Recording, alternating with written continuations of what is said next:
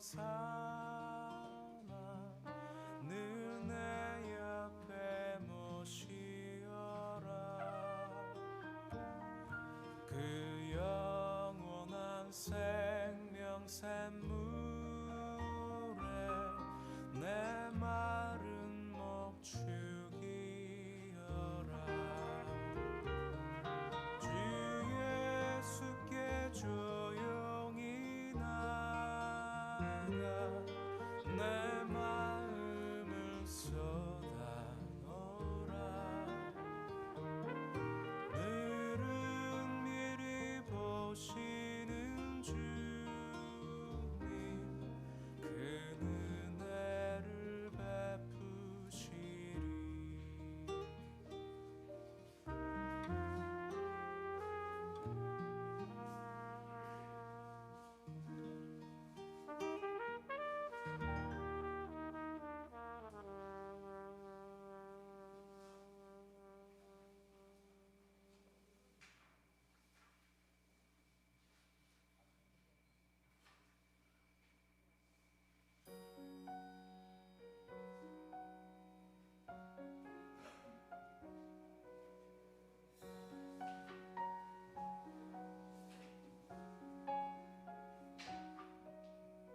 내 주를 가까이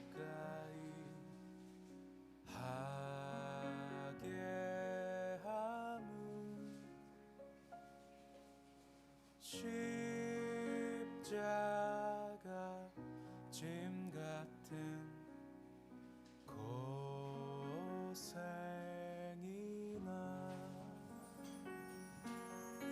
내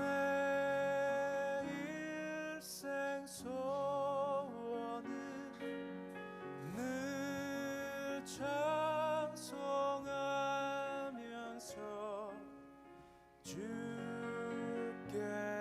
더 나가기 원합니다.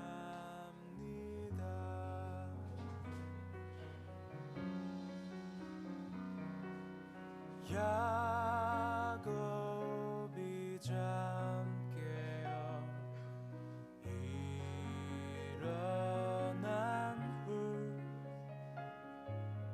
돌단을 쌓은 것 본받아서 숨질 때 되도록 늘 찬송하면서 주께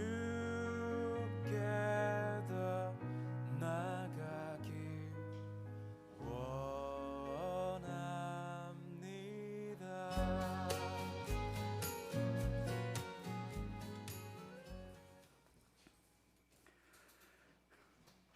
네, 반갑습니다. 오늘 부활주일 절기를 지나 오늘은 성령 강림 주일이 되었습니다. 우리 안에 계시는 성령께서 어느 곳에서 예배하시든 모든 교우들의 마음 가운데 함께하여 주셔서 우리를 하나 되게 해주시기를 기대합니다. 우리 앞뒤 좌우에 계신 성도님들과 인사하고 예배 시작하겠습니다. 안녕하세요. 반갑습니다. 네, 반갑습니다. 네, 오랜만에 얼굴들 뵈어서 너무 반갑고 좋습니다. 네, 우리 모두 자리에서 일어나셔서 함께 성령 강림주일 예배를 하나님께 드리겠습니다.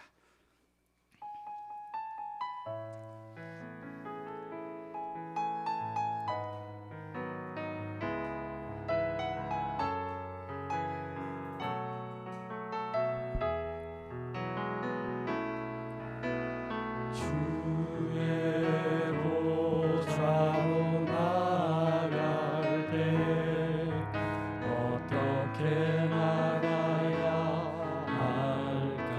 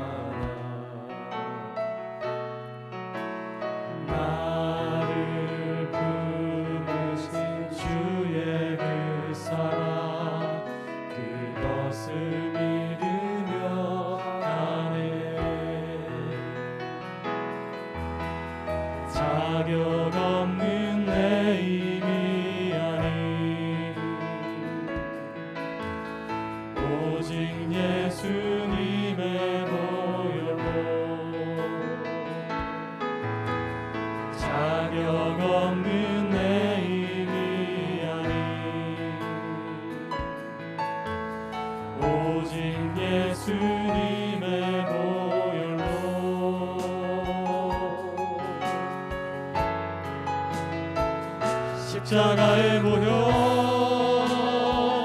완전하신 사랑 힘입어 나아갑니다.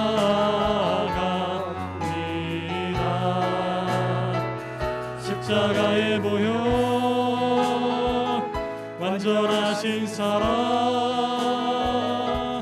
힘입어 예배합니다. 십자가의 보혈 완전하신 사랑 힘입어 나아갑니다.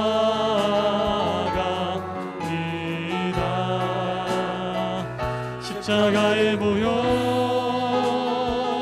완전하신 사랑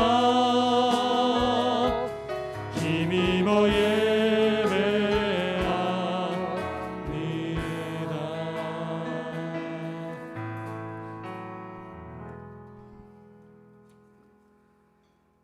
평안을 너희에게 끼치노니 곧 나의 평안을 너희에게 주노라. 내가 너희에게 주는 것은 세상이 주는 것과 같지 아니하니라. 너희는 마음에 근심하지도 말고 두려워하지도 말라. 아멘. 성부, 성자, 성령 삼위일체 하나님께 찬송과 영광과 존귀를 올려드립니다.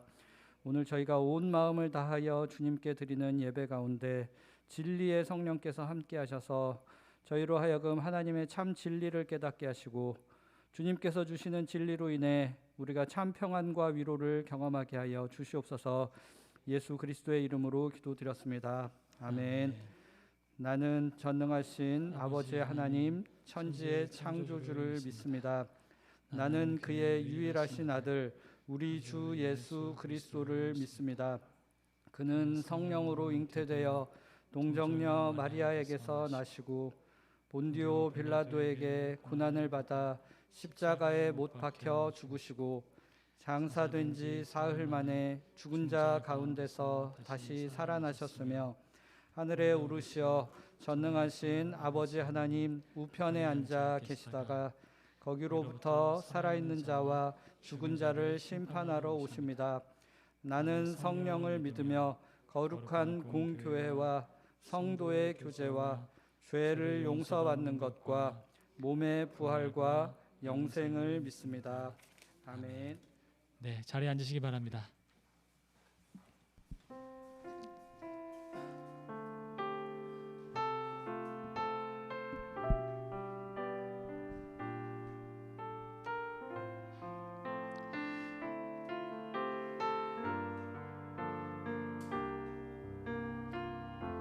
주님과 함께하는 이 고요한 시간, 주님과 함께하는 이 고요한 시간, 주님의 보좌 앞에 내 마음을 쏟네.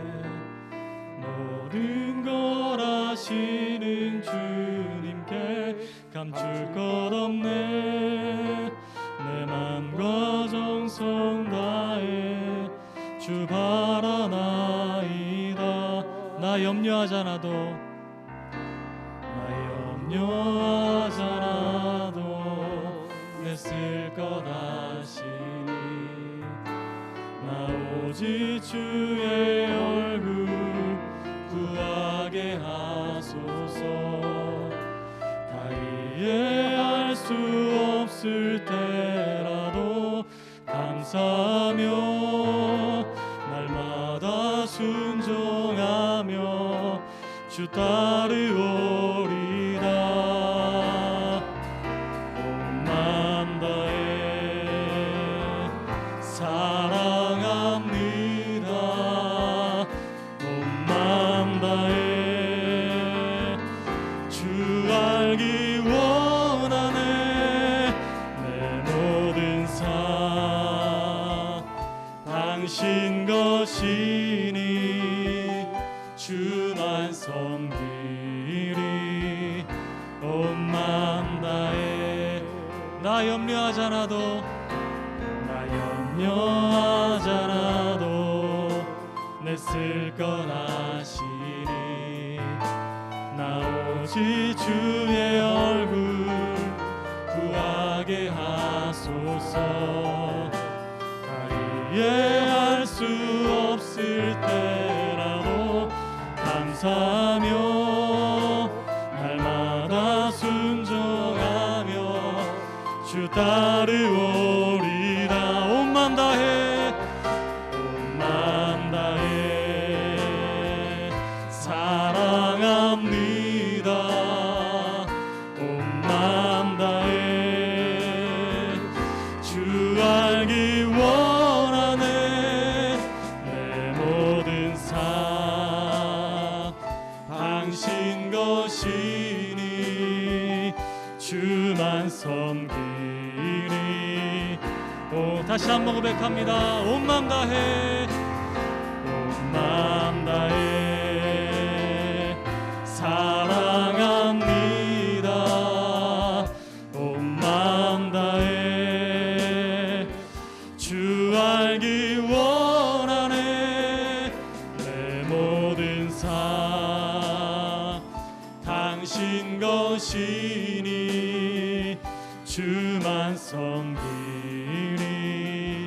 온 맘 다 내 모든 삶 내 모든 삶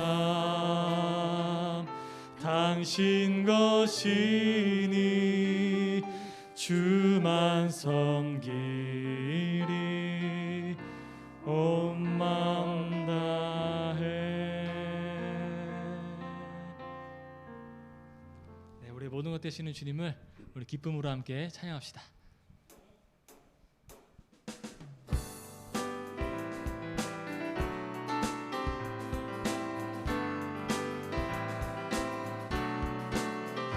내가 매일 기쁘게 순례의 길 행함은 주의 팔이 나를 안보함이요. 내가 주의 큰 복을 받는 참된 비결은 주의 영이 함께함이라. 나와 동행하시고 모든 염려하시니 나는 숲의 새와 같이 기쁘다. 내가 기쁜 마음으로 주의 뜻을 행함은 주의 영이 함께함이라. 성령이 계시네. 할렐루야 함께하시. 다시 한번 성령이 계시네. 할렐루야 함께하시네. 좁은 길을 걸으며 밤낮 기뻐하는 것 주의 영이 함께함이. 다시 한번 내가 매일 기쁘게 순례의 길 행함은 주의 팔이 나를 안보함이요. 내가 주의 큰 복을 받는 참된 비결은 주의 영이 함께함이. 나와 동행하시고 모든 염려하시니 나는 숲의 새와 같이 기쁘다.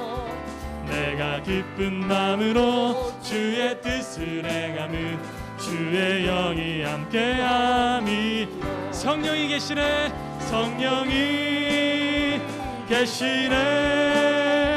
할렐루야 함께하시네. 성령이 계시네. 할렐루야 함께하시네. 좁은 길을 걸으며 밤낮 기뻐하는 것 주의 영이 함께. 다시 한번 성령이 계시네. 할렐루야 함께하시네. 성령이 계시네. 할렐루야 함께하시네. 좁은 길을 걸으며 밤낮 기뻐하는 것 주의 영이 함께함이. 좁은 길을 걸으며 밤낮 기뻐하는 것 주의 영이 함께함이라.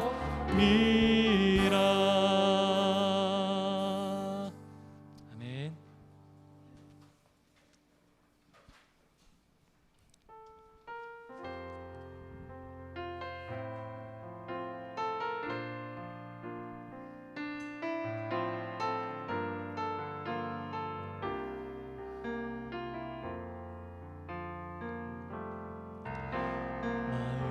상한 자를 고치시는 주님, 하늘의 아버지 날 주관하소서. 주의 길로 인도하사 자유케 하소서. 새 일을 행하사 분케 하소서. 의에 줄이고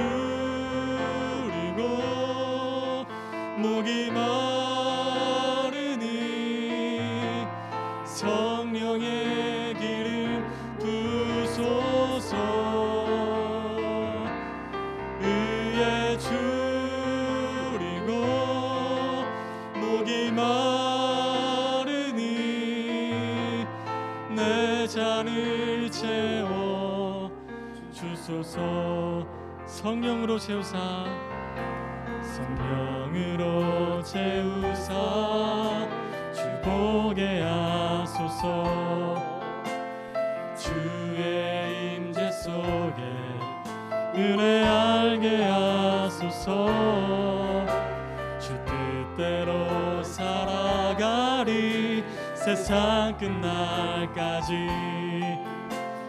나를 빚으시고 새날 열어주소서. 의에 줄이고 목이 마르니 성령의 기름 부소서. 의에 줄이고 목이 마르니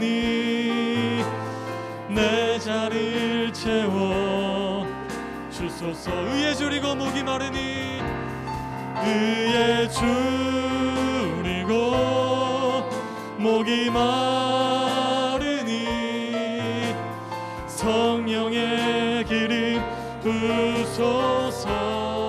의에 줄이고, 의에 줄이고 목이 마르니 내 잔을 채워 주소서. 내 잔을 채워 주소서. 내 잔을 채워 주. 다시 한번 고백합니다. 내 잔을 채워 주소서. 내 잔을 채워 주소서. 우리 시간 기도합시다. 성령 하나님, 내 잔을 채워 주시옵소서. 나의 갈망을 채워 주시옵소서. 주님, 나를 채워 주시옵소서. 우리 주님께 간절히 간구하며 우리 고요하게 기도하며 잠시 나가겠습니다.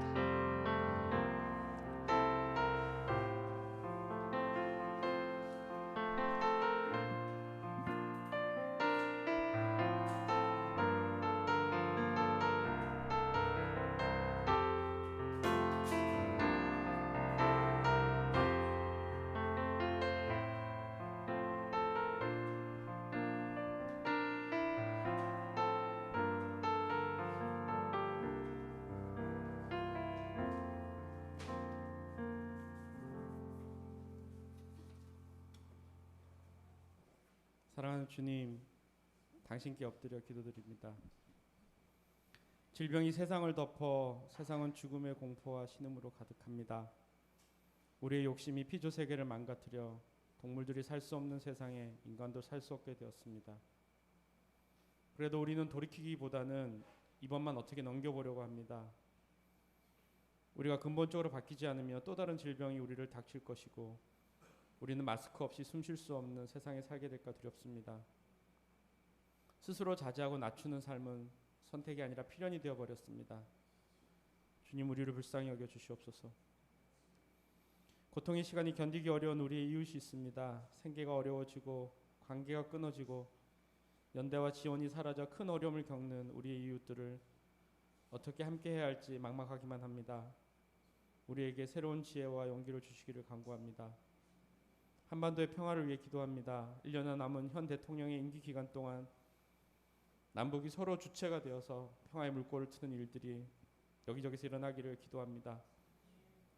외부의 힘보다는 우리가 서로 협력하고 교류하고 새로운 길들을 만들어 나가길 기도합니다. 이 평화의 물결에 다른 나라도 함께 가는 아름다운 꿈을 꾸어봅니다. 이 일을 위해 노력하는 관계자들과 실무진들에게 주님 지혜를 주시기를 간구합니다. 북한의 담당자들에게도 지혜를 주셔서 얼마 남지 않는 기회를 효과적으로 잘 사용할 수 있도록 기도합니다. 교육을 위해서 기도합니다. 코로나로 인해 겪는 부모들의 고통이 그대로 아이들에게 전해지는 경우가 너무도 많습니다. 학교가 교사들이 어떻게든 아이들을 보듬어안는 능력과 사랑을 주시기를 간구합니다. 국가가 주도하는 교육 외에도 다양한 대안을 꿈꾸는 교육들이 그 시도들이 지원이 없어서 자꾸 줄어들고 있습니다. 다양한 교육적 시도가 가능하도록 길을 열어주시기를 기도합니다. 학교를 다니는 학생뿐 아니라 학교 바깥에 있는 수많은 아이들이 대한민국 국민으로 합당한 대우를 받는 길이 열리길 기도합니다. 한국교회를 위해 기도합니다. 갱신 없이 이대로 나락으로 떨어지지 않도록 새로운 갱신과 새로운 바람이 우리에게 일어나기를 기도합니다. 더욱 주님을 사랑하고 이웃을 사랑하는 교회로 국민들에게 희망을 주는 교회가 되기를 간절히 기도해 봅니다. 근데 주님,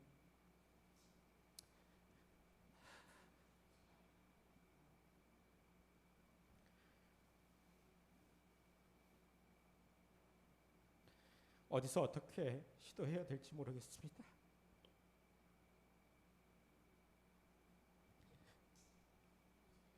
주님, 우리를 불쌍히 여겨 주시옵소서.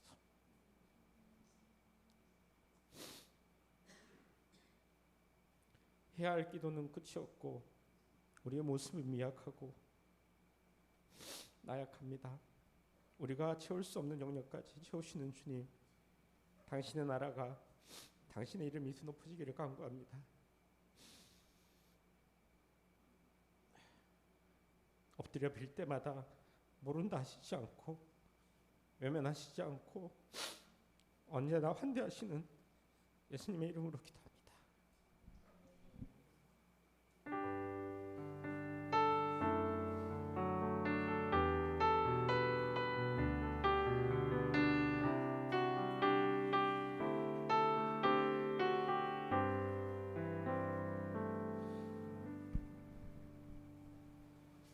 오늘 우리에게 주신 말씀은 사도행전 2장 33절과 누가복음 4장 18절에서 21절까지의 말씀입니다.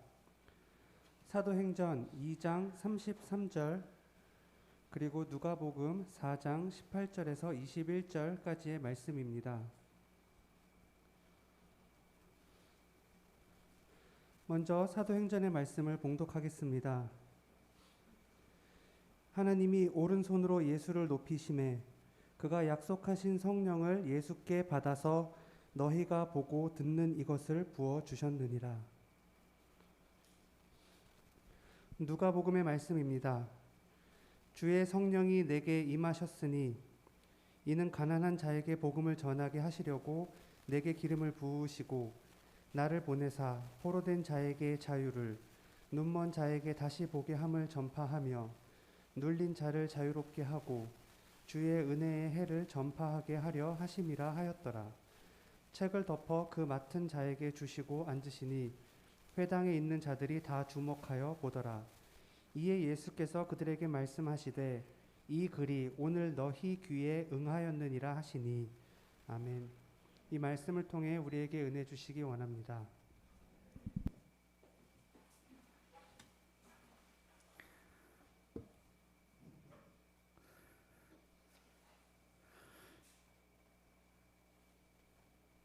아한데 지역이라고 아십니까? 시베리아와 알래스카 저 북쪽 지역에 있는 아한데 지역의 북방수림, 우린 아마 지구의 한 30% 정도의 산소를 공급하는 그런 무성한 숲이 있다고 합니다. 북방수림이 계속 산불로 파괴된답니다. 이 산불이라는 게 보통은 여름이 지나고 겨울 되면 이제 추워지니까 사그라들어야 되는데 지구 온난화로 여름이 워낙 뜨거워져서 이 산불이 겉으로 보기는 진압되어 꺼진 것 같지만 땅속으로 스며든다는 거예요. 건조한 토양을 통해서 그게 점점 이제 더 건조해지고 더 더워지면서 영구 동토층이라고 불리는 지역까지 땅속으로 파고들어서 겨울 내내 가만히 잠복해 있는 것처럼 있는데 사실은 더 퍼져가고 있다는 거죠. 그러다가 다시 날이 풀려서 여름이 되어 온도가 또 올라오면 겉으로 드러나서 예상치 못했던 수목들을 활활 불태우고 있다고 합니다. 그래서 기사에서는 좀비 산불이다. 아무리 꺼도 꺼지지 않는 좀비 산불이다는 이제 이야기를 합니다. 그러면서 이게 불을 끄려는 인간의 입장에서는 참 괴로운 무시무시한 인류적 재앙이 될 가능성이 있겠다라고 얘기를 합니다. 저는 이런 산불을 보면서 참 우리가 힘든 시기를 보내고 있겠구나. 앞으로 우리가 이대로 간다면 정말 더 힘들겠구나라는 생각이 참 많이 듭니다. 이 산불을 보면서 저는 이제 좀 이게 버릇인가 봐요. 우리 영적인 삶으로 좀 전환을 하면서 이거를 은유로 바꿔서 생각을 해봤는데요. 산불을 만약에 하나님 나라라고 생각을 거꾸로 해봅시다. 좋은 쪽으로. 산불을 진압하는 것이 마귀의 작전이라고 한다면 마귀는 그리스도인들이 지난 일주일 내내 자기 밑에서 고분고분하게 직장생활하고 살아온 것처럼 보여서 다 진압했다고 생각할 겁니다. 이 정도 되면 그리스도 하나님 나라의 불길은 다 잡았으니까 이제는 걱정 안 해도 되겠다 싶은데 주일이 되면 어김없이 다시 산불이 피어오르죠. 뜨거운 불이 밑에서 피어올라서 마귀로서는 아주 속된 말로 미치고 팔짝 뛸 지경이 될 겁니다. 그래서 주일 예배, 주일 하루 하나님 앞에 서 있는 우리의 결단이 이 세상을 파괴하는 굉장히 중요한 마귀를 공격하는 영적인 힘이 되는 겁니다. 여러분 오늘도 주님 앞에 서 계시니까 지금 이 순간도 마귀로서는 굉장히 머리를 쥐어뜯으며 야, 또 살아났어? 이거 거의 좀비 수준이네 하면서 우리를 보고 경악을 금치 못할 것입니다. 그러니까 주일 하루는 여러분이 하나님의 승리를 축하하면서 기뻐하실 수 있기를 바랍니다. 이렇게 주일마다 다시 오똑오똑 일어서서 제자리를 걸어가게 되는 것, 이게 2000년 전부터 이어진 전통이거든요. 마귀는 늘 이긴 것 같았는데 지는 존재였습니다. 마귀는 예수님을 십자가에 못 박고 나면 하나님 나라가 완전히 파괴될 줄 알았어요. 몸소 육신을 입고 이 땅에 오신 하나님이신 예수님을 십자가에 못 박아서 영향력이 없게 만들면 이제 다시는 재기하지 못할, 완전히 불씨가 사라져서 하나님 나라는 말도 꺼내지 못할 지경이 될 줄 알았습니다. 실제로 예수님이 돌아가셨고요. 그러자 그를 열렬히 추동하던 제자들도 배신하고 또는 숨어버렸습니다. 마귀는 한숨 돌렸겠죠. 하지만 마귀의 한숨 돌리는 여유는 3일 만에 완전히 박살이 났습니다. 예수님께서 살아나신 거예요. 그리고 40일 동안 예수님은 부활하신 자신의 모습을 사람들에게 보여주면서 하나님 나라는 결코 죽지 않는다. 죽음 이후에 새로운 생명으로 하나님 나라는 부활한다는 걸 보여줬습니다. 그래도 여기까지는 마귀가 예수 혼자 살았으니까 견딜만 했습니다. 마귀로서는 가장 힘든 통한의 시점이 다가오는데 그게 바로 오늘 우리가 경축하고 있는 성령 강림주일 오순절입니다. 오순절이야말로 마귀로서는 정말 괴로운 시간이 될 겁니다. 우리는 성령 강림주일 하면 보통 여러분의 머릿속에 뭐가 떠오르나요? 우리한테는? 우리가 성령 강림주일 오순절 하면 현대 기독교, 이게 이제 기독교 전통에서 오래지도 않은데 워낙 이 물결이 강했기 때문에 은사주의 운동이 먼저 떠오릅니다. 방언하고 예언하고 병 고치고 기적을 일으키고 하는 아주 뜨거웠던 그 개인의 영혼을 소생시켰던 미국 LA 흑인 한복판 빈민가에서 시작됐던 그 뜨거웠던 운동들이 먼저 떠오릅니다. 그 운동들이 영적 갱신을 일으켰고 사람들을 다시 하나님께로 불러 모으긴 했지만 이 성령의 은사가 먼저 떠오르는 이런 분위기는 성경적 전통에 비추어 보면 이게 너무 앞에 나서면 안 되는 전통입니다. 성경은 그거보다 더 중요한 거를 말하고 있기 때문에요. 은사주의 운동, 이 열렬해 보이는 광신도, 때로는 너무 광신도 같죠. 방언 받지 않으면 구원을 못 받았다고까지 이야기하는 너무 극렬한 극단주의자들에게 성경이 왜곡되어 버렸는데 그거 심해지면은요, 성령 강림주일날 기독교가 자칫하면 미신적인 아주 비복음적인 방식으로 성령 강림을 경축할 수 있게 됩니다. 성령 강림 주일의 제일 중요한 내용이 오늘 본문 사도행전 2장 33절에 나옵니다. 우리 한번 본문을 다시 한번 읽어볼까요? 함께 읽습니다. 하나님이 오른손으로 예수를 높이심에 그가 약속하신 성령을 아버지께 받아서 너희가 보고 듣는 이것을 부어주셨느니라. 너희가 보고 듣는 이것을 부어주셨느니라는 앞에 벌어진 모든 사건인데 이게 지금 어디에 있는 거냐면 성령 강림 이후에 베드로가 사람들에게 설교하는 내용이에요. 이 성령 강림 사건보다 더 중요한 게 성령 강림이 일어난 후에 무슨 일이 벌어졌는가가 더 중요한 거예요. 베드로가 설교를 하기 시작했습니다. 그동안 숨어있던 베드로가 뛰쳐나와 설교를 하기 시작했는데 그 설교의 내용이 성령 강림 주일의 핵심적인 내용을 담고 있습니다. 33절에 나오는 오른손이 어떤 손일까요? 힘 있는 하나님의 능력이라는 표현입니다. 높이심에 예수를 오른손으로 예수를 높이심에라고 할 때 높이다는 말은 제가 여러분을 높이려면 어디로 초청을 해야 될까요? 여당 대표, 야당 대표 다 있는데 대통령이 야당 대표를 예우하려면 어디로 초청을 합니까? 청와대로 초청하잖아요. 그리고 야당 대표를 자리 배치할 때 저 구석에 입구에 있는 저 구석에 배치를 합니까? 대통령 바로 맞은편이거나 상징적인 자리에 배치를 합니까? 높은 자리에 옮기는 거예요. 예수를 높이시라는 말은요.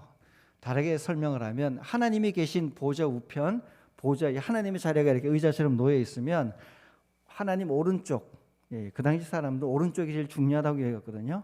하나님과 거의 똑같은 공동 섭정을 할 수 있는 하나님 보좌 우편의 높은 자리에 지위를 주어 공식적으로 앉혔다는 것입니다. 그냥 앉으면 안 됩니다. 이게 저희도 이제 제가 군대를 공군 나왔다 그러니까 아이들은 뭣도 모르고 비행기 타보셨어요? 우리 비행기 타면 감옥 가요. 공군도 조종사회에 정비하는 사람도 정비할 때 말고 아무나 조종관 들어가서 잡으면 감옥 가거든요. 왜냐하면 허락되지 않은 일이긴. 저희는 이제 보급부대에서 늘 비행기 날개, 비행기 부품, 쌀, 전투화 이런 거 이제 공급하는 전산병이었습니다. 사무실에서 매번 저 전산 입력하던 전산병이고 급하다 그러면 낯 들고 가가지고요 비행기 제트유 공급하는 항공유 그 기지에 가가지고 낫으로 풀을 쳐요. 그게 약품을 못 뿌리고요 기계를 못 씁니다. 불날까봐 다 일일이 손으로 다 수작업을 해야 되고 쌀 들어왔다 그러면 쌀질러 나가고요 된장 들어왔다면 된장 창고로 옮기고 나가고 이러고 살았거든요. 아무나 비행기석 조종관에 못한 뜻이요. 보좌 우편 자리는 아무나 앉으면 옛날에 큰일 나는 자리예요. 이 말은 하나님께서 예수님을 공식적인 지위를 주어 그 자리에 앉혔다라는 뜻입니다. 자, 보좌 우편에 앉아 계신 예수님이 뭘 했느냐? 그가 약속하신 성령. 그러니까 예수님이 이미 약속했다는 거죠. 뭘 했냐면 성령을 보내주겠다고. 내가 하나님 보좌 우편 자리에 공식적으로 취임을 하면 성령을 보내줄게라고 예수님은 살아생전에 여러 차례 반복하여 말을 했습니다. 그런데 예수님께서 아버지께 요청하여 아버지와 아들 예수님으로부터 성령이 출현하여 나오셔서 그 다음에 너희가 보고 듣는 이것을 이 놀라운 일들을 부어주셨느니라 라는 이야기가 이렇게 나오는 거예요. 자, 성령이 오셨다는 사건과 예수님의 보좌 우편에 올라가 앉으셨다는 사건은 사실 결부되어 있는 사건입니다. 이게 생각을 좀 해봐야 되는데요. 저희가 성령 강림 주일 늘 이 이야기를 저희가 상기시키는 이유가 있습니다. 이게 중요하거든요. 여러분 지금 우리나라 문재인 대통령이 미국 가 있습니다. 백악관에서 정상회담을 했습니다. 이런저런 성과를 거두었다고 합니다. 그걸 어떻게 합니까? 방송을 보고 알죠. 이게 이제 요즘 이야기고요. 옛날에는 미국 가서 뭘 해도 몰랐어요. 예전에 그런 노래 있잖아요. 나성에 가면 편지를 띄워줘요. 그게 그 나성이라고 할 수 없이 붙였다는 가사가 있는데요. 거기 가면 왜 그러냐면 미국 도착했는데 이 사람이 미국을 도착했는지 안 했는지 알 수가 없어요. 그러니까 한국에 있는 사람이 자기가 아는 가까운 가족이나 누군가가 미국에 LA에 가 있을 경우에 그곳에 도착했다는 것을 어떻게 합니까? 편지가 날아와야 아는 거거든요. 편지가 날아오면 무사히 도착해서 잘 지내고 있구나, 건강하구나 라는 걸 알아차릴 수 있어요. 내용은 그 다음이에요. 이것과 똑같은 일이 성령 강림 주일 사건입니다. 성령이 오시자 편지가 온 것처럼 제자들은 예수님이 보좌 우편에 앉아서 성령님을 보낼 수 있는 공식 통치자로 자리에 앉으셨구나 라는 것을 알게 됩니다. 그러니까 이제 제자들은 예수님이 떠나신 이후에 너무 겁이 나고 무서워서 다락방에 꽁꽁 처박혀 숨어 지내던 것이 아니라 그 속에 숨어 지내던 것이 아니라 예수님이 보좌 우편에 앉으셔서 세상을 다스리는 공식 취임을 하고 예수님에게 합법적인 권력, 온 우주를 통치하는 권력이 아버지 하나님께로부터 예수님에게로 옮겨오고 마귀를 제압하고 십자가로 제압하고 부활로 승리하셨던 예수님이 이 세상을 통치하는 그날, 그 시점을 제자들이 기다렸다가 마침내 성령이 오자 예수님이 보좌에 앉으셨구나 라는 것을 확신하고 뛰쳐나간 겁니다. 이게 성령 강림 주일이거든요. 성령 강림 주일에 진짜 우리가 가져야 될 믿음의 확신이 뭐냐면 성령 받았다, 방언이 생긴다, 이거는 부차적인 문제고요. 성령이 오셨다, 예수님이 이 세상의 주가 되셨구나. 예수가 이 세상의 주와 그리스도가 되셨구나. 예수를 십자가에 못 박았던 저 사람들이 오히려 심판받았구나. 예수를 십자가에 못 박은 존재가 하나님 앞에 너희의 죄를 회개하고 고백하지 않으면 영원히 살아갈 가능성이 없는 새로운 시대가 돌아왔구나. 새로운 우주의 황제가 돌아왔구나는 것을 제자들이 선포하기 시작해요. 그게 설교의 내용이에요. 그러니까 성령 강림 주일의 변화는요, 그 이전까지는 예수님이 하나님의 아들이었고 고난이 여러 가지 누리고 계셨지만 마귀조차 꼼짝하지 못할 정도로 완전한 하나님께로부터의 권리 이양을 통해 세상을 다스리는 취임식을 아직 갖지 않은 상태였거든요. 성령 강림 주일 이후 예수님은 온 세상을 다스리는 합법적 권한을 가지시고 그 권한 통치 명령 1호가 성령을 파송하는 일이고 이를 통해서 세상이 변화되었음을 제자들에게 확신시켰던 겁니다. 그래서 저는 이제 이런 성경의 스토리를 이야기하다 보면 스타워즈 영화가 생각이 나요. 스타워즈 영화가 워낙 다양한 종교들의 이야기들을 이제 복잡하게 막 가지고 있잖아요. 요다 같은 선생님을 보면 무슨 옛날 우리 도교의 도사 같고 근데 그 이야기 안에 어둠과 그 빛과의 대결, 그죠? 이런 게 있고요. 선과 악의 대결 이런 게 있잖아요. 거기에 보면 저 우주 저 뒤편에 온 우주를 다스리는 보이지 않는 뭔가가 있고 우주 의회가 열리고 이런 거 쭉 나오고 또 악의 대명사가 있어서 막 하는 거잖아요. 그런 상상을 좀 하시면 좋겠어요. 이 우주를 다스리는 하나님 나라의 핵심 본부가 있는데 그곳에 예수님이 지금 들어가셔서 공식적으로 통치권을 행사하고 계신다. 그분이 우리의 주이시다. 온 우주를 이기고 다스리는 그분이 주이시다. 십자가로 마귀의 허리를 분질러서 오히려 마귀가 이겼다고 생각했을 때 마귀를 무너뜨려서 이 세상에서 마귀는 이제 사그라들 영원히 이기지 못하는 패배의 길로 들게 하신 그분이 우리의 주시다라는 것을 제자들이 확신하게 된 날이 성령이 오셔서 일어났던 일이라는 겁니다. 성령 강림 주일 여러분 안에 성령이 계시거든요. 이 주일 여러분도 제자들이 발견했던 이 예수님을 믿고 발견하고 알게 되시기를 바랍니다. 이게 제일 중요한 거예요. 세상 무서울 것 없어라. 이유는 예수님이 이 세상을 다스리는 존재이기 때문에 그렇습니다. 성령이 임하면 이렇게 하나님이 예수님이 이 땅을 다스리신다는 것을 알고 지상에 있는 체제들, 악한 체제들에 저항하며 하나님 나라에 적극적으로 자원하여 순종하는 삶이 만들어지기 시작합니다. 이렇게 변화가 일어나는 거죠. 성령이 임하면 마귀와 싸우는, 마귀의 체제와 본격적으로 싸우는 영적인 투사가 될 수밖에 없습니다. 싸우는 여자들이란 책이 있습니다. 싸우는 여자들, 책 제목이 참 재밌죠. 여성들의 이야기만 모아놓은 건데요.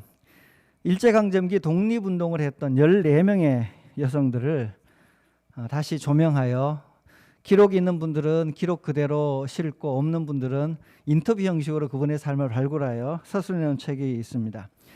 그 안에 보면 우리 옛날에 전지현이라는 배우가 연기했던 그 암살자들이었나요? 그 연기 주인공 모티브가 되는 분들도 한 2분 나오시는 것 같고요. 그 책 중에 제가 제일 가슴에 와닿았던 분은 강주룡이라는 독립운동 여성이었습니다. 강주룡은 20세에 자기보다 5살 나이가 어린 15세 꼬마 신랑과 결혼을 합니다. 옛날에 그렇게 결혼 다 했잖아요. 20세, 15세에 결혼했는데 이 꼬마 신랑과 사이가 너무 좋게 잘 지내면서 신혼을 한 1년 정도 잘 보냈대요. 근데 이제 사이좋게 잘 지내던 어느 날 이 꼬마 신랑 남편이 갑자기 대한통일부 의용군, 독립군입니다. 독립군의 한 계열이 되겠다며 집을 떠납니다.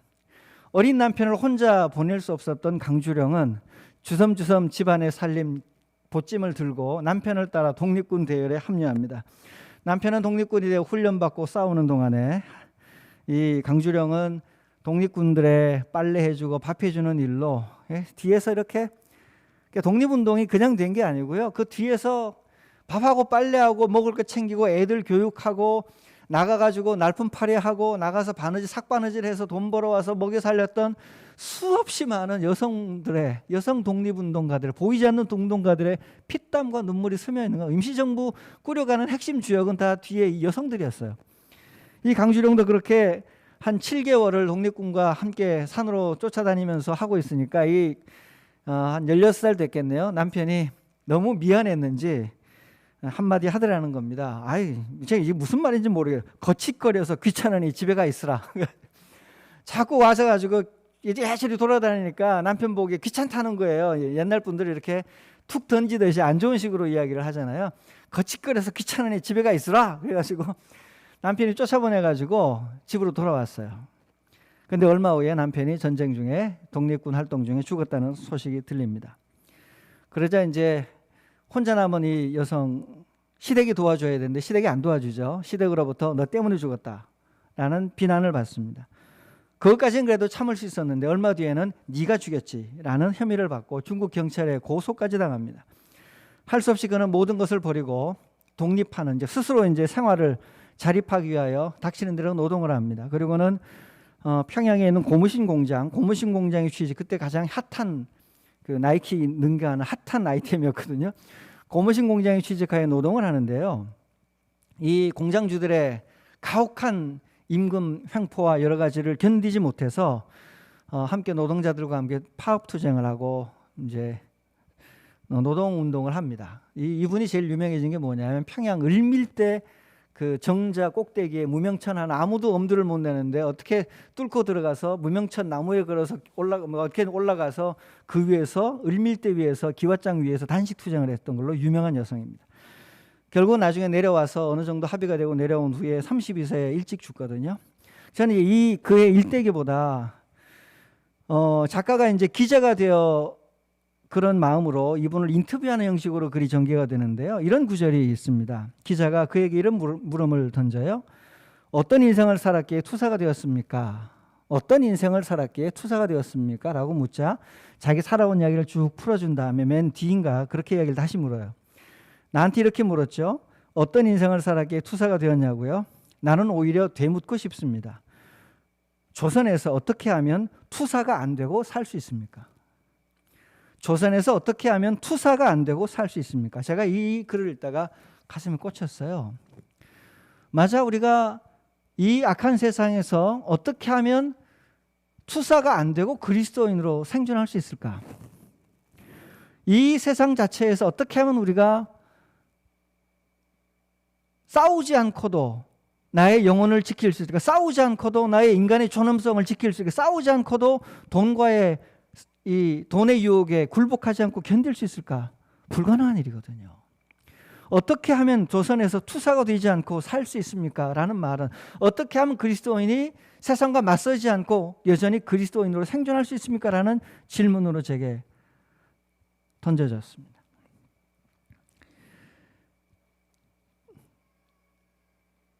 맨정신으로 살아남으려고 아무리 애를 써도 가만히 있어서는 맨정신으로 생존할 수가 없습니다. 그래서 우리는 어쩔 수 없이 죽어라 예수를 믿는 거예요. 예수를 주로 고백하고 예수님을 붙들고 그분의 말씀에 순종하고 그분 앞에 엎드려 있는 길만이 이게 싸우는 일이거든요. 그 길이 나를 살려줄 것을 믿고 예수 믿는 것을 투사처럼 독립운동하듯이 예수 믿는 일을 세상의 가장 위대한 일을 하듯이 매달리면서 몸부림치는 것, 그것이 그리스도인들의 숙명이라는 생각이 들었습니다. 그러면서 와, 이게 그냥 예수 믿고 세상 안에서 조용하게 싸우지 않고 그냥 행복하게 살 길은 없을까? 사실 싸우는 사람 피곤하거든요. 가만히 있다가 남 주는 돈 잘 받고 적당하게 줄 서서 눈치 보다가 그래, 이 정도는 뭐 괜찮겠지, 허용되는 범위 안에서 살면 좀 괜찮을 것 같은데 그렇게 적당하게 살려면 여기서 뭔가가 괴로워요. 그러지 않으세요? 남들은 다 괜찮다고 하는 건데 그게 유독 나한테는 예수님 때문에 자꾸 걸려. 우리 안에 있는 이 꿈틀대는 정의를 향한 갈망, 공의를 향한 갈망. 미얀마에서 몇 명이 죽어가도 내 인생에 큰 문제 안 생기는데 미얀마에서 쓰러지는 시민군들, 그분들을 보면 막 스트레스를 막 받아요. 자꾸 떠올라요. 괴로워요. 저도 미얀마 관련하여 한국의 현지에 있는 목회자와 NGO 단체 대표들과 만나는 모임 하나가 온라인으로 이루어지고 있어서 현지 소식을 계속 접하고 있습니다. 다음 주에도 또 미얀마 관련하여 미얀마를 돕기 위한 운동대에 설교를 맡아서 뭔가를 자꾸 움직이게 되는 이유는 그 일을 보고 가만히 있을 수 없는 거예요. 이게 내 안에도 이게 꿈틀대고 우리 교회 사랑누리 교회 성도들 안에도 그냥 가만히 못 있어서 자꾸 꿈틀대는 이유가 이게 도대체 뭘까? 왜 우리는 얌전하게 남들처럼 고상하고 편안하게 살아갈 수 없을까? 그런 고민이 계속 돼요. 저라고 안 되겠습니까? 저도 돼요. 어떤 목회자들은 편안하게 교회 잘 이루어지면서 존경받고 행복하고 교회 안에 머물면서 해외여행도 워낙 자주 가시고 편안하게 잘 지내고 계신 것 같은데, 겉으로 보기는 같은데, 유독 우리는 작은 것 하나에도 촉각을 곤두세우며 이것은 아닙니다, 이 길이 맞는 길입니다라고 외쳐야 되는 이유는 뭘까? 그러지 않으면 괴로운 이유는 뭘까? 그게 오늘 본문에 나오는 이야기입니다. 그 이유가요, 그 가슴 뛰는, 그 견디지 못함이 바로 초대교회 제자들이 성령 강림절 이후에 밖으로 뛰쳐나갔던 이유와 똑같은 거거든요. 그 이유를 알고 싶으면 누가복음 4장 18, 19절을 읽으셔야 됩니다. 우리 화면에 나올 텐데 예수님의 취임 설교죠. 같이 한번 읽겠습니다. 함께 읽습니다. 주의 성령이 내게 임하셨으니 이는 가난한 자에게 복음을 전하게 하시려고 내게 기름을 부으시고 나를 보내사 포로된 자에게 자유를, 눈먼 자에게 다시 보게 함을 전파하며 눌린 자를 자유롭게 하고 주의 은혜의 해를 전파하게 하려 하심이라 하였더라. 이사야 61장 1절부터 4절을 예수님께서 인용하셔서 내 사명은 이것이다 라는 겁니다. 여러분, 예수님에게 주의 영, 성령이 예수님에게 임하니까 예수님 사역이 어떤 쪽으로 굴러갑니까? 가난한 자에게 복음을. 가난한 자는 어떻게 복음을 해내? 가난한 자는요, 옛날 사람은 가난해지면 빚을 내게 되고요, 빚을 내게 되면 노예 생활, 못 갚으면 노예가 되는 겁니다. 그래서 신분이 실제로 감옥도 가지만 신분이 남의 노예가 되어서 자자손손 노예 생활 할 수밖에 없었어요. 희년의 복음이 있어서 50년마다 노예에서 해방시켜 줘야 되는데 땅 주인들이 해주겠습니까? 절대로 안 해줍니다. 그런 사슬에 매여 있는 그 매우 구체적인 정치 이야기고요, 경제 이야기가 이 속에 들어있어요. 예수님의 하나님 나라가, 예수님에게 성령이 임하니까 가난한 자에게 복음을 전하여 그들을 해방시키는 하나님 나라를, 이 세상의 구체적인 물적 토대 자체에도 영향을 미치는 하나님 나라를, 형이상학적인 뭔가 현란한 막 죽어서 가는 세상만이 아니라 소위 말하는 형이하학이라고 부르는 우리가 살고 있는 이 시대에 하나님 만드신 이 거룩한 세상 물질 자체, 이 물적 토대 안에도 하나님 나라의 가치와 보편적 원리가 적용되는 세상에 오도록 하려고 예수님이 물질인 육신을 입고 이 땅에 오셨거든요. 예수님이 물질을 입지 않고 영혼만 잠깐 왔다고 한다는 것이 기독교 역사에서는 가연세라고 이단으로 치부되었어요. 죽어서 가는 천국만 노래하는 건 이단이었습니다. 예수님이 성육신하여 몸을 입고 물질 세계에 들어와 이 물질이 약하지 않고 원래는 하나님께 속한 선한 것이라고 생각하여 이 물질 세상, 이 세상 자체가, 이 땅 자체가 하나님 나라 안에 순종하게 만드는 것이 예수님의 사명이었어요. 그러니까 포로된 자에게 자유를 선포하면 그 사람을 포로로 잡고 있는 사람들이 길길이 날뛰며 반대할 거라고요. 눈먼 자에게 다시 보게 함을 하면 눈 뜬 채로 구걸하는 것이 편안한 사람들에게는, 그렇게 놔두는 게 좋은 사람들에게는 이 예수님 행위는 굉장히 쿠데타적인 행위가 되는 겁니다. 눌린 자를 자유롭게 하고 주의 은혜를 전파하게 하면 세상 질서가 뒤바뀌는 거예요. 왜 이렇게 했냐? 예수님 안에 성령이 임하시니까. 예수님 안에 오신 주의 성령이 예수님을 하나님 나라의 뜻에 맞춰서 끌고 가는데, 이 성령이 예수님 안에서 역동하니까 예수님의 생애가 그렇게 펼쳐지면 십자가로 갔고, 그 십자가의 삶이 부활로 이어졌고 보좌우편까지 가셨습니다. 예수 믿는 제자들에게 동일한 성령이 임한 거예요. 예수 믿는 제자들에게 예수님에게 임했던 동일한 성령이 오순절 사도행전 2장에 임하니까 제자들도 이 일을 하기 위하여 교회가 만들어진 거예요. 이 일을 하기 위하여 눌린 자를 자유하게 하고 해방을 선포하고 가난한 자에게 더 이상 가난한 사람과 부자라는 구별이 필요 없을 세상에 오게 만들고 장애인과 비장애인 구별이 필요 없는 세상에 오게 만들고 궁극적으로 하나님 나라 안에서 우리가 가지고 있는 모든 불완전함들이 다 해소되는 그날이 오도록 하기 위해서 성령이 임하셨고 그 성령의 제자들을 이용하여 교회를 만드셨고 그 교회를 통하여 이 놀라운 성령 공동체가 출현한 거죠. 그래서 사도행전 뒷변에 유무상통이라고 부르죠. 자기 것을 아무도 자기 것이라 말하지 않고 함께 공유해가며 부자도 빈자도 교회에서는 평등한 대단히 혁명제요 대단히 놀라운 공동체가 출현한 이유, 힘으로 억압해서가 아니라 성령에 감동되어 자원으로 출현한 이유가 예수님 취임 설교에 예수님이 지향했던 그 성령이 초대교회 제자들에게 똑같이 임하였기 때문에 이 일관성 때문에 사도행전 교회가 그렇게 된 겁니다. 이 지점에서요, 우리가 알고 있는 한국교회는 성경을 심각한 범위에서 배반한 겁니다. 우리가 성령 충만하면 유무상통하여 내 것이 남의 것이 함께 만들어지는 자기 부정의 공동체가 아니라 성령 충만하면 부자가 되고 싶어요. 성령 충만하여 덩치가 커지고 본인의 신분과 지위가 올라가고 성령 충만하고 기도원 갔다 와서 투자했더니 주식이 팍팍 뛰어가지고 비트코인이 5만 원이었는데 500만 원 되고 막 비트코인 한 구자가 4천 몇만 원이더라고요. 깜짝 놀랐습니다. 조사해보다가. 야, 비트코인 한 구자 못 사겠구나. 한 단위가 4천만 원이 넘어요. 떨어졌는데도 성령 충만하여 그렇게 해서 내 사유재산이 한없이 증폭되며 내 사유재산에 손대는 사람은 다 좌경, 공산당 이거는 잘못된 거야 라고 말한다면 완전히 잘못된 거죠. 초대교회는 거꾸로 가는 거죠. 개인의 성령 충만함, 개인의 은사, 개인에게 임하는 성령의 놀라운 변화가 예수님 취임 설교에서 나타났던 이 사회적 변화를 지향하지 않는다면 그 성령 충만은 결국 악령 충만으로 변할 겁니다. 그 성령 충만은 오히려 하나님 나라를 증폭하기보다 마귀의 나라를 증폭하는 잘못된 도구로 사용되는 것입니다. 예수님의 성령 충만, 정확히 초대교회를 지향합니다. 그래서 우리에게도 우리가 예수를 주로 고백한다고 하잖아요. 그 이야기는 예수가 하나의 주다 이런 뜻이 아니라 예수님이 보호자 우편에 앉아 세상을 다스리니까 나는 그분에게 속해 있지 이 마귀의 잔당들은 이 세상에 속하지 않았어요. 난 이 세상의 질서에 굴복하지 않아요. 나는 예수님에게만 순종하는 사람이에요 라는 이야기입니다. 예수님의 성령 충만은, 제자들의 성령 충만은 하나님과 하나님 사랑과 이웃 사랑을 위해 자신의 온 삶을 다 던져버리는, 아나니아와 삽비라처럼 일부를 던지는 게 아니고요.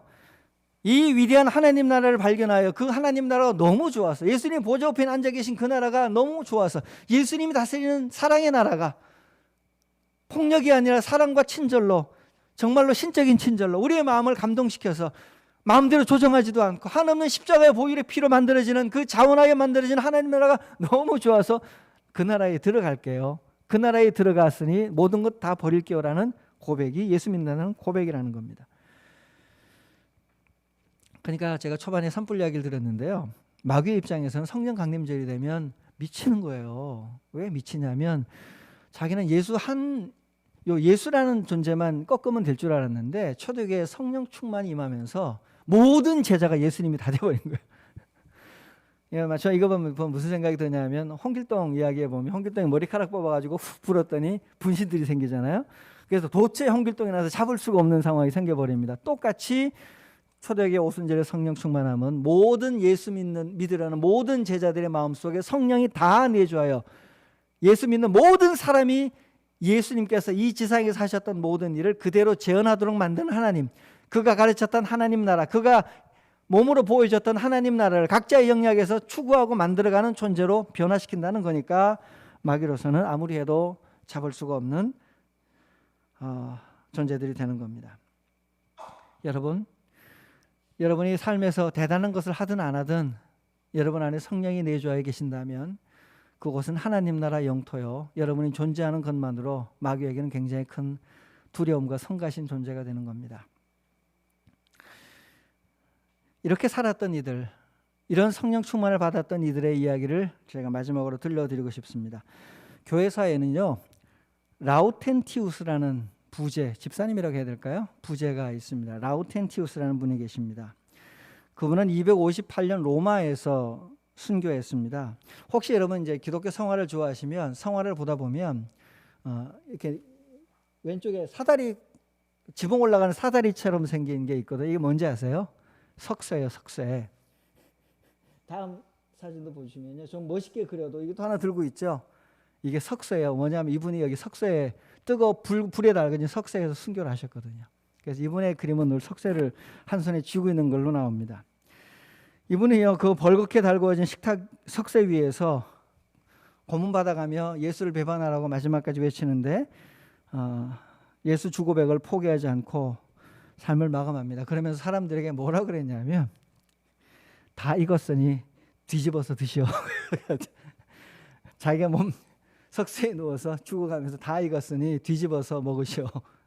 박해자들 그런 이야기, 야 이게 가능할까 싶은데 저는 우리 사육신 이야기 보면 그 모진 고문 속에서도 품위를 잃지 않고 살아가는 분들이 있다는 거 아니에요. 저는 순교 얘기가 날조라고 생각하지 않습니다. 우리 역사에서도 그렇게 살아가는 아주 대단한 강심장, 대단한 분들이 계신데요. 하나님이 순교하는 분들에게 그런 또 마음을 주시지 않았나, 그런 은총을 베푸시지 않나 싶어요. 사실 이분에게는 이거보다 더 유명한 일화가 있습니다. 그를 잡으려고 박해자들이 교회 안으로 들어왔습니다. 그리고는 교회 안에 감춰진 보물들을 내놓으라고 협박했습니다. 그러자 라우텐티우스가 박해자들에게 말합니다. 내일 다시 오시면 제가 교회 안에 가장 진귀한 보물들을 꺼내서 드리겠습니다라고 이야기했어요. 박해자들이 돌아가서 다음날 다시 찾아왔습니다. 그러나 교회 안에 사람들밖에 없는 거예요. 그러자 박해자들이 보물이 어디 있냐, 약속한 보물을 내놓으라, 안 내놓으면 가만두지 않겠다라고 이야기를 합니다. 그러자 라우텐티우스가 그날 자기가 데려온 가난한 사람들을 가리켜 이런 말을 합니다. 가난한 사람들이 교회의 보물입니다. 여기 있는 이 가난한 이들, 교회 안에 들어와 있는 이 가난한 이웃들이 교회의 가장 소중한 보물입니다 라고 이야기를 했습니다. 여러분 그렇습니다. 가난한 이들이 교회의 보물입니다. 그분이 가난한 사람에 걸맞게 옷 입고 걸맞게 행동해서가 아니라 가난하다는 것 자체로 그분은 교회의 보물입니다.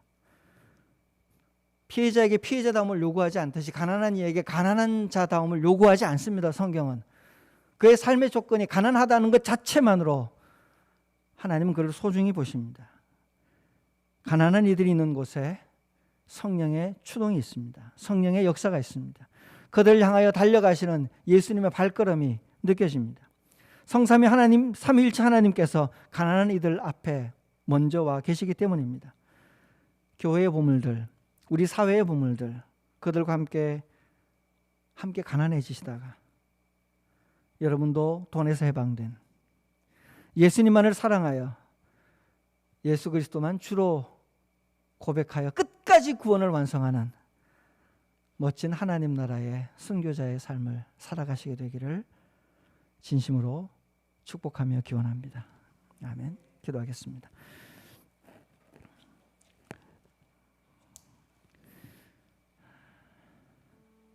오늘 본문처럼 우리도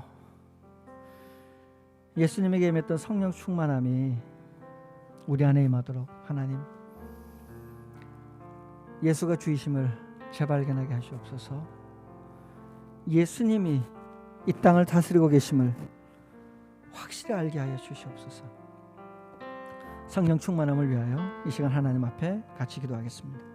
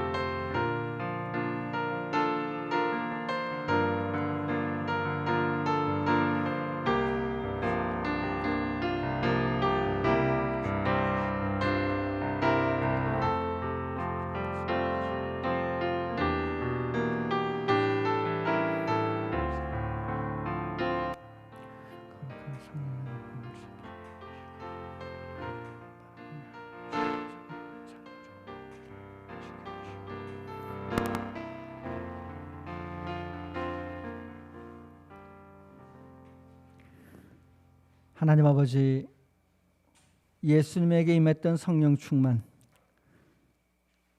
사도행전 2장 오순절 다락방에서 제자들에게 임했던 성령 충만, 초대교회 예루살렘 안디옥 교회에 출석하던 모든 성도들에게 임했던 그 성령 충만을 저희들에게도 부어 주시옵소서. 저희도 예수님 십자가를 사랑하며 예수님이 주이심을 고백하며 일평생 기쁜 마음으로 하나님 나라의 영원한 생명을 누리며 이 땅에서의 순교의 여정을 잘 감당해 가도록 주여 도와 주시옵소서. 예수님 이름으로 기도드립니다. 아멘.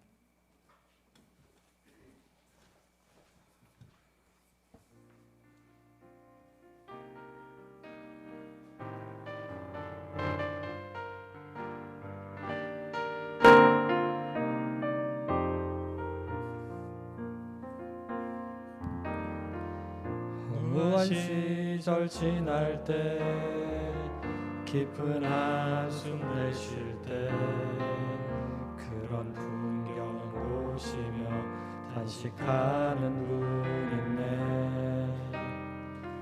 그와 같이 너희를 버려두지 않으리.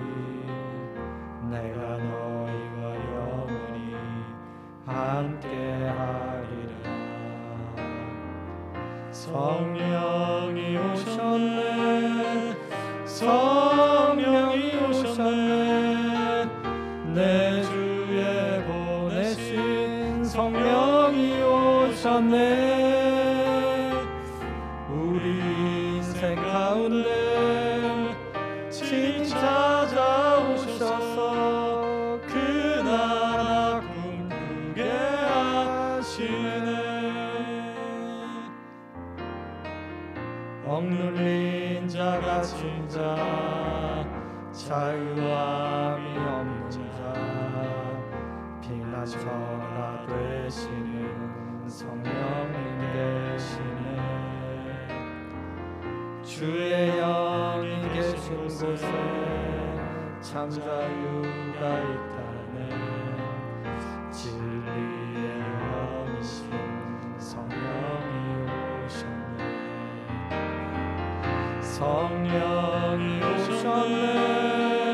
성령이 오셨네. 내 주에 보내신 성령이 오셨네.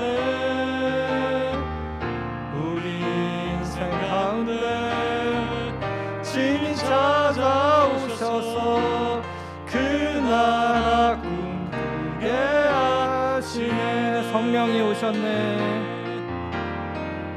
성령이 오셨네. 성령이 오셨네. 내 주에 보내신 성령이 오셨네. 우리 인생 가운데 친히 찾아오셔서 그 나라 꿈꾸게 하시네.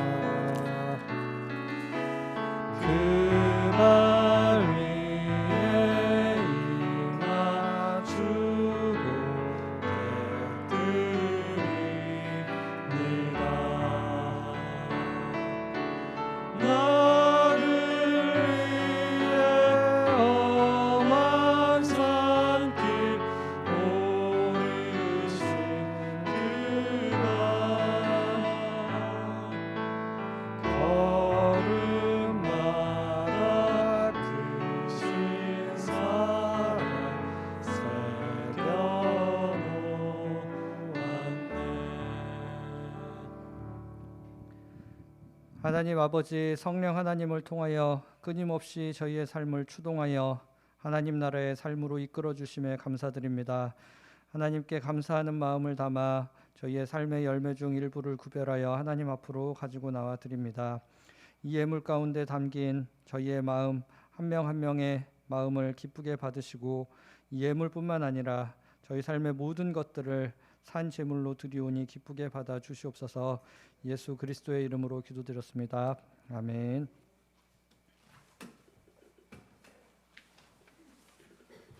이 시간 담임 목사님께서 나오셔서 세례식 집례해 주시도록 하겠습니다.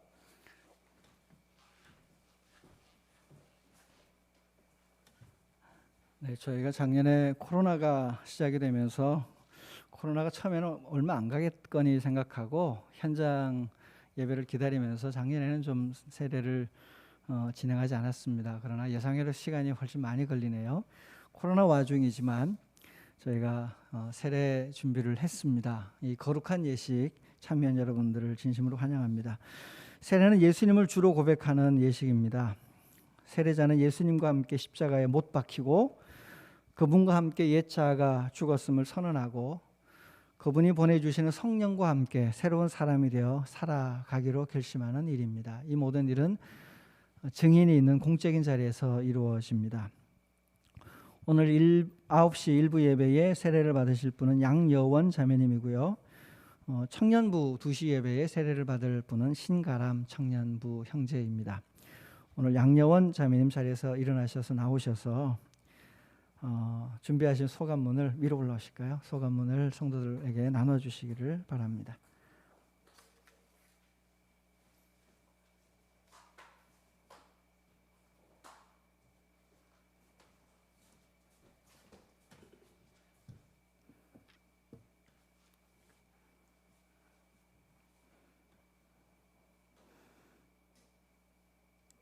하나님 아버지 감사합니다. 어렸을 적 제 자신의 존재에 대해서 고민을 하면서 제가 이 땅에 태어난 이유가 무엇인지는 잘 모르겠으나 내 삶이 다른 인간, 다른 생명, 그리고 지구와 온 우주의 삶에 조금이라도 도움을 줄 수 있다면 그것이 저의 존재 이유가 된다는 생각을 한 적이 있었습니다. 그러나 나이가 들어가면서 그저 삶을 살아가느라 바빠서 살아가는 대로 생각하는 제 자신을 발견하게 되었고, 그리고 다시 이렇게 살아야 할까를 고민하면서도 더 나아가지 못하는 제 자신을 발견하게 되었습니다. 그런 저의 삶 속에 우연히 만난 하나님과 사랑누리 교회는 제가 지나온 제 삶을 돌이켜볼 수 있는 기회가 된 것 같습니다. 하나님은 망망대해에서 방향을 찾지 못하고 흔들리는 배의 나침판처럼 저에게 방향을 제시해 주시고, 하늘의 무수히 반짝이면서 따뜻하게 웃어주는 별들처럼 저를 안아주시며 때로는 폭풍과 번개로 내리치셔서 저를 깨닫게 해주시는 분이라는 것을 저는 어렴풋이나마 느끼게 되었습니다. 유년 시절의 부모님, 결혼해서 꾸린 가정과 아이들 외에 믿음과 서로 간의 신뢰를 바탕으로 하나님 안에서 함께하는 사랑누리 공동체의 일원이 될 수 있게 해주셔서 감사합니다.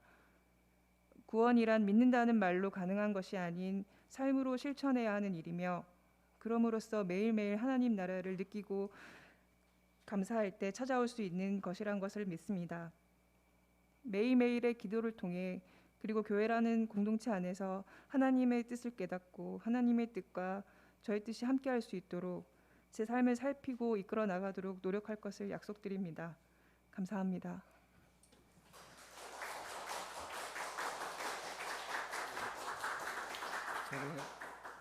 서셔서 제가 서약하는 시간을 갖겠습니다. 오른손을 밀어주시고요. 우리 회중과 하나님과 회중 앞에서 제가 묻고 답해 주시길 바랍니다. 양여원 자매님은 자신이 하나님 앞에 죄인인 줄 알며 그 진노를 면치 못할 줄 알고 오직 그의 크신 자비하심으로만 구원 얻을 것임을 믿습니까? 양여원 교우는 그리스도께서 하나님의 아들 되심과 죄인의 주가 되심을 믿으며 복음에 말하는 바와 같이 구원하실 이는 오직 예수 그리스도 한 분이라고 알고 믿으며 오직 그에게만 의지하기로 서약하십니까? 양여원 자매님은 지금 성령님의 은혜만 의지하고 그리스도를 따르는 자가 되어 모든 죄악을 버리고 그의 가르침과 본을 따라 살아가기로 최선을 다할 것을 서약하십니까?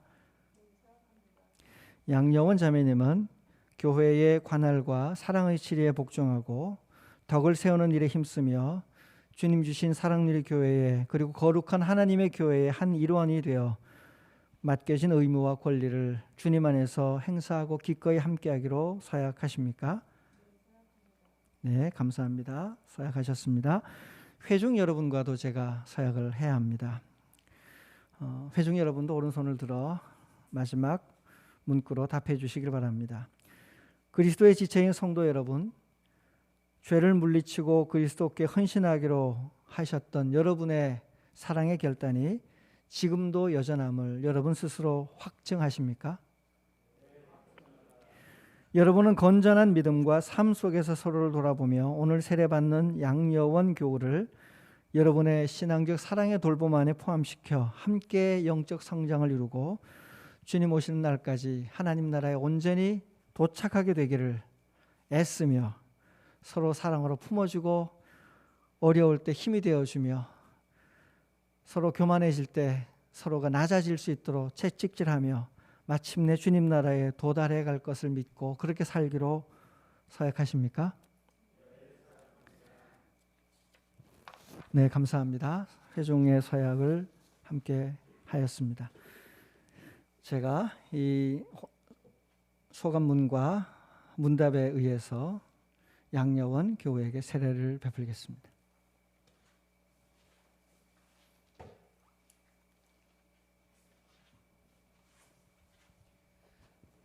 제가 예수 그리스도를 주로 고백하여 삼위일체 하나님을 섬기기로 결단한 그리고 사랑누리 교회를 통하여 거룩한 하나님의 교회에 가입하기로 결단한 양여원 교우에게 성부와 성자와 성령의 이름으로 세례를 주노라. 하나님 아버지, 예수가 우주의 주이심을 발견하고 그분 앞에 엎드려 예수를 주로 섬기고 고백하기로 한 위대한 하나님의 자녀가 있습니다. 이 시간 주님 앞에 무릎 꿇은 양여원 교우를, 주님의 귀한 자녀를 이 시간 축복하여 주셔서 그 안에 성령께서 임재하사 일평생 한없는 충만함을 내려 주시옵소서. 성령이시여 그의 생각과 그의 감정과 그의 모든 것을, 그의 온몸을 주관하여 주사 예수님을 닮아가게 도와주시고 예수님을 따라가는 길에 지쳐 쓰러지지 않도록 그 안에서 샘솟는 생수처럼 날마다 하나님의 은혜가 넘치게 하여 주시옵소서.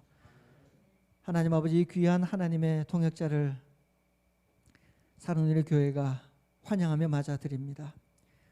우리가 함께 주님 안에서 연합하여 가난한 자를 중보하는 교회로, 인재를 양성하는 교회로, 분단의 상처를 싸매는 교회로, 세계를 품는 교회로, 지역사회를 섬겨 하나님의 이름을 높이 높이 올리는 교회로 우리 모두가 우뚝 서가게 하여 주시옵소서.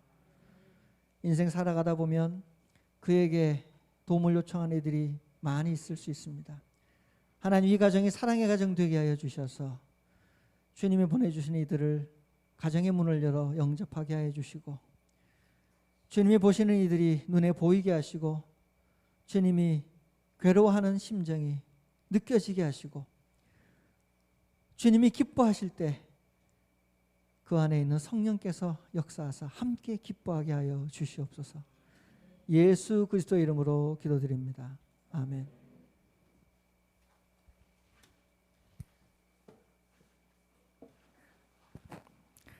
네, 제가 선포하겠습니다. 오늘 사랑누리교회에서 세례를 받은 양여원 교우께서 사랑누리교회 세례교인이 된 것을 성부와 성자와 성령의 이름으로 선포합니다. 아멘. 박수로 우리 환영해 주시기를 바랍니다.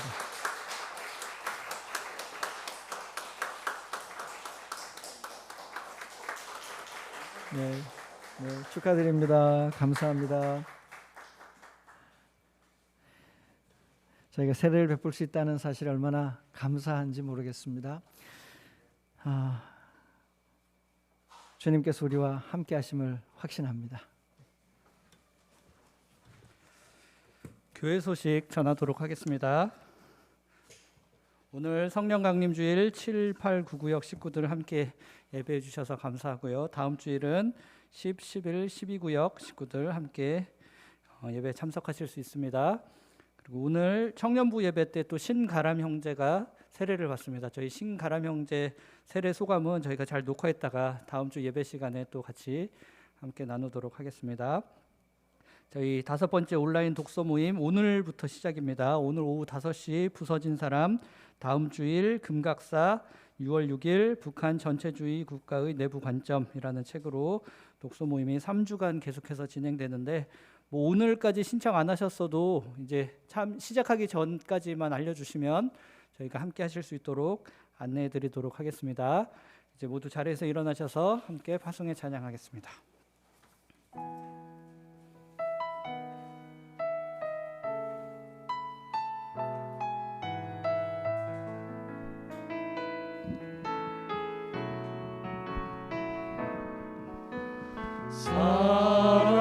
사랑이 넘치기보다 사랑이 넘치는 교회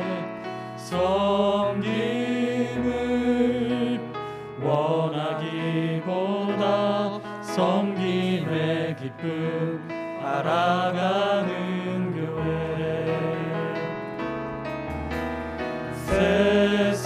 세상이 주목하기보다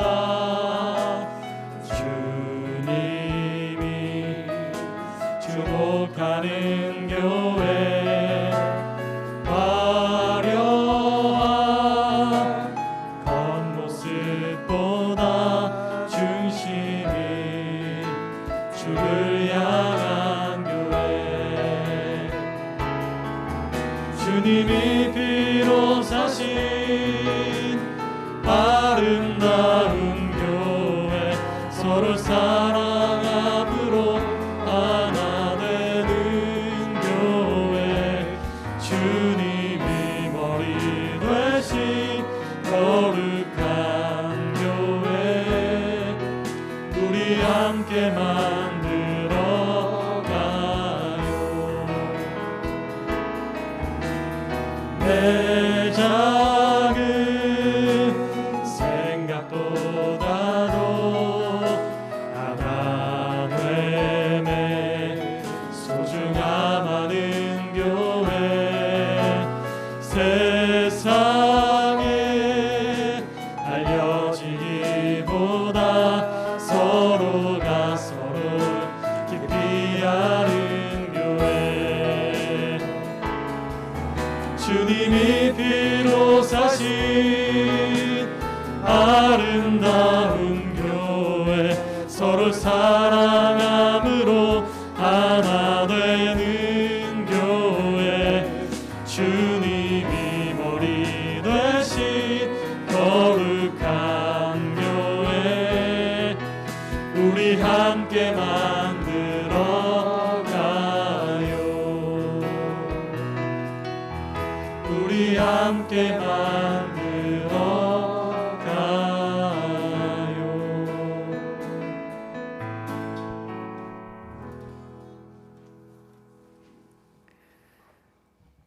이제는 우리 주 예수 그리스도의 은혜와 아버지 하나님의 크신 사랑과 성령님의 교통하심이 성령의 거룩한 부름을 따라 살기로 다짐하는 하나님의 사람들 위에 그리고 오늘 주님 앞에 세례받아 거룩한 교회의 일원이 된 이들 위에 지금부터 영원토록 함께 하시기를 간절히 축원하옵나이다. 아멘.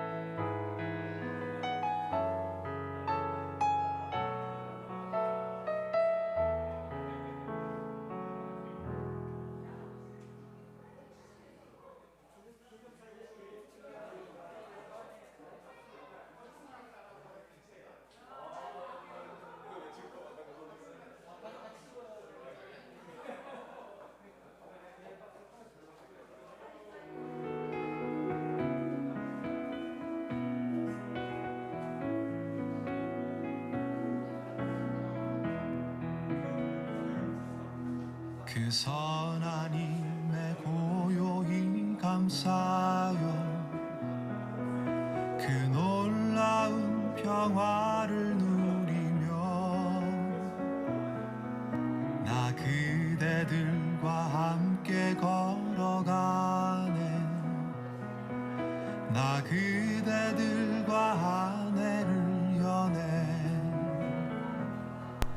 지나가 넘을 어둠의 날들이 무겁게 내 영혼 짓눌러도 오 주여 우릴 외면치 마시